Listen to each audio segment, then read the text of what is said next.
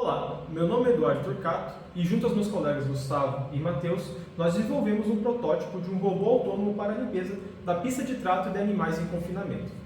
No início, um pecuarista da região oeste de Santa Catarina veio até nós contando a dificuldade que é fazer a reaproximação do alimento dos animais de uma forma manual.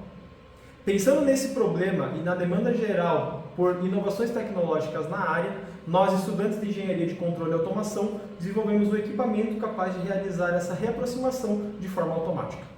Para realizar a tração, nosso protótipo conta com dois motores DC e de escova que trabalham com uma tensão de 24 volts a 3 amperes. Na parte inferior do equipamento possui uma bateria de lítio de 98 células que opera com uma tensão nominal de 24 volts e uma corrente de pico de 40 amperes. Aqui temos um disjuntor de curva C de 40 amperes que faz a proteção e seccionamento da parte principal de força. Para acionamento dos motores, o circuito possui uma ponta H Cybertooth 2x por 25 que trabalha com uma tensão de 6 a 32 volts, operando com uma corrente de pico máxima de 50 amperes. A mesma possui também dois canais analógicos com variação de 0 a 5 volts, que podem ser configurados de acordo com as necessidades do projeto. Para realizar a adequação da tensão para a parte de comando, foi utilizado um conversor buck, que possui 24 volts à sua entrada e fornece uma saída de 12 volts, que manda para a placa de comando. Também foi utilizado conectores Born para fazer a junção da parte externa do robô com a parte interna. Possui um relé de estado sólido que faz o seccionamento da parte de força do equipamento quando o robô está preparado para a operação. Possuímos também duas placas, onde temos a placa principal e uma placa secundária. A placa principal é responsável pela leitura, condicionamento e lógica de controle da planta. Nela estão integrados os leitura de sensores, acionamentos e botoeiras. A placa secundária é responsável apenas pela comunicação com o banco de dados e acionamento remoto. Para evitar colisões frontais e manter a distância da parede, a gente utiliza de dois sensores ultrassônicos. Cada um deles tem a capacidade de distância de 2 a 400 centímetros. O projeto conta também com dois encoders incrementais, um para cada motor, sendo que esses encoders têm 1000 pulsos por revolução cada um. Esses encoders mandam o sinal deles para um ESP32 que gerencia a planta e o controle. Contamos também com o BNO 055, que é um sensor acelerômetro, giroscópio e magnetômetro. Ele é utilizado para detectar a rotação horizontal em torno do próprio eixo. A gente faz isso pegando os dados dos sensores giroscópio e do acelerômetro, enviando os sinais passando por um filtro complementar que vai nos devolver um sinal preciso, sem acúmulo de erro e sem drift. E claro, o nosso equipamento também contém uma chave de liga e desliga e um botão de emergência caso aconteça alguma coisa. Para a etapa de controle, opta-se por um controle em cascata de velocidade e posição para suprir assim as necessidades do projeto, onde temos a malha interna de velocidade com uma dinâmica mais rápida e a malha externa de posição com uma dinâmica mais lenta, gerando assim a referência para a minha malha interna. Para o controle de velocidade, foi identificado uma planta de primeira ordem para os motores. Com isso, foi optado por um controlador proporcional integral, cujo mesmo, para uma planta de primeira ordem, atende aos requisitos tanto de regime permanente quanto de regime transitório. Como resultado prático, o controlador de velocidade apresentou segmento de referência, além de Euro 0 perturbações do tipo degrau. Como não havia nenhum requisito direto a correções do regime transitório da planta, não foi necessário uma análise aprofundada dessa etapa. Já para a malha externa de controle de posição, que é a responsável por gerar a minha referência para o controle de velocidade sintonizado anteriormente, foi identificada uma planta do tipo integradora.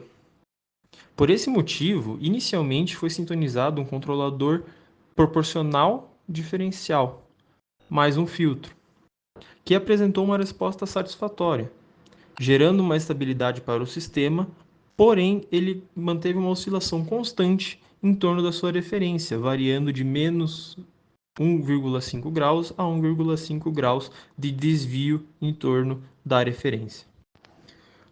Por mais que o controlador PD mais filtro tenha apresentado uma resposta satisfatória, não apresentava erro zero a perturbações do tipo degrau. Para suprir essa necessidade, foi adicionado um termo integrador ao controlador, tornando-o assim um controlador proporcional integral derivativo mais o filtro derivativo. Como resultado prático, o robô apresentou uma correção de sua posição com base no ângulo de desvio, mantendo sua estabilidade entre menos 0,15 graus e mais 1,5 graus em torno da referência. Quanto à rejeição à perturbação, o robô também apresentou, após algum tempo aplicada essa perturbação, o mesmo retorna para o seu ponto de estabilidade. Nosso sistema de supervisão é um aplicativo mobile feito em React Native. Nele, temos a leitura dos parâmetros de nível de bateria, status de operação e velocidade do robô. O usuário do aplicativo também pode ligar e desligar o robô remotamente. O aplicativo também consegue gerar alertas caso aconteça algo em que o robô precise parar, como por exemplo o sensor ultrassônico acionado ou o botão de emergência pressionado, guardando o dia e o horário desses alertas até que o usuário deseje apagar esse histórico no botão abaixo. Para realizar todas essas coisas, o aplicativo se comunica com um banco de dados Firestore, que recebe todas essas informações do ESP de comunicação que foi mostrado anteriormente. Dentre alguns dos equipamentos presentes no mercado para realizar encosto da dieta bovina no coxo, existe o robô Juno da marca Lely. O mesmo realiza um movimento rotacional em torno de seu próprio centro para fazer o encosto da dieta. Ele utiliza também sistema de GPS para se orientar e realizar sua atividade.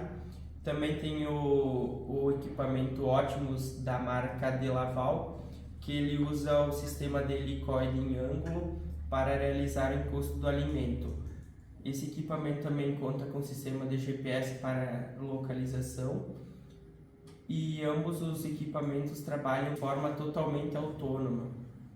O robô Oli conta com uma lâmina de deslocamento angular, onde a mesma pode ser ajustada manualmente de acordo com as necessidades do cliente, proporcionando um encosto adequado para o alimento bovino. Também para tração, ele utiliza duas rodas com diâmetro de 12 polegadas de borracha e contamos também com sensores ultrassônicos para a segurança do equipamento, um na lateral e um frontal. Isso torna o nosso equipamento seguro e mais prático. E esse conjunto no total deixa o equipamento mais eficiente e com um custo inferior aos demais equipamentos concorrentes no mercado. Bom, aqui a gente tem os nossos requisitos de projeto. Nos requisitos de projeto, ele deveria percorrer 240 metros com uma única carga da bateria. Durante todos os testes que nós fizemos, ele percorreu uma distância maior que essa, sem apresentar nenhuma dificuldade em relação à bateria. Ele não deve pesar mais que 50 kg. Atualmente ele está pesando cerca de 48 kg. Ele deve empurrar 30 kg. Em testes que nós fizemos, ele chegou a empurrar para os seus 40, 44 kg. Acionamento e alerta via aplicativo mobile. Então, ele tem esses acionamentos, como mostrado anteriormente, e mais outras coisas. Ele deve ser a bateria. Sim, o nosso robô é a bateria, ainda mais porque no galpão fica inviável você ter um robô desse via cabo. Manual de operação e manutenção. Ainda não foi concluído, por isso a tabela de não atende, mas será concluído futuramente. Deve ser de material não corrosivo. Não atende completamente, pois a gente tem parte dele em aço inox, porém a nossa pá é de aço carbono. Ele não tem tudo isso ainda, pois está no nível de protótipo. Leitura de no mínimo 3 parâmetros de operação via aplicativo mobile. Atualmente a gente está lendo o nível da bateria, a velocidade do robô e seu status de operação. Peças podem ser substituídas? Sim, elas podem ser substituídas, pois ele é feito em sua maioria de componentes do mercado. E tem no mínimo 5 sensores. Aqui no nosso robô a gente conta com 2 encoders, 2 sensores ultrassônicos e um único sensor que é acelerômetro, giroscópio e magnetômetro. Então aqui a gente vê que ele atende a maioria de seus requisitos. Como apresentado, o nosso robô ele atende a maior parte dos requisitos e necessidades do demandante. Para comprovar isso, foram realizados testes em ambiente controlado que busca simular o mais perto possível a realidade onde o robô será inserido, fazendo assim uma prova de conceito. Com isso, o nosso protótipo se enquadra no nível de maturidade tecnológica TRL4. Como pode ser visto, o nosso robô ainda apresenta muitos elementos nele de nível protótipo, ou seja, eles não podem ser utilizados no produto final. Por esse motivo, indica-se que em projetos futuros seja feito o fechamento do mesmo, sejam substituídas as rodas de apoio para umas rodas melhores, com uma resposta melhor, todas as partes que estão em aço carbono sejam substituídas por peças de alumínio ou inox, além de uma melhora na questão do controle de posição do mesmo. Além disso, também há necessidade de elaborar uma base de carregamento automática para o robô.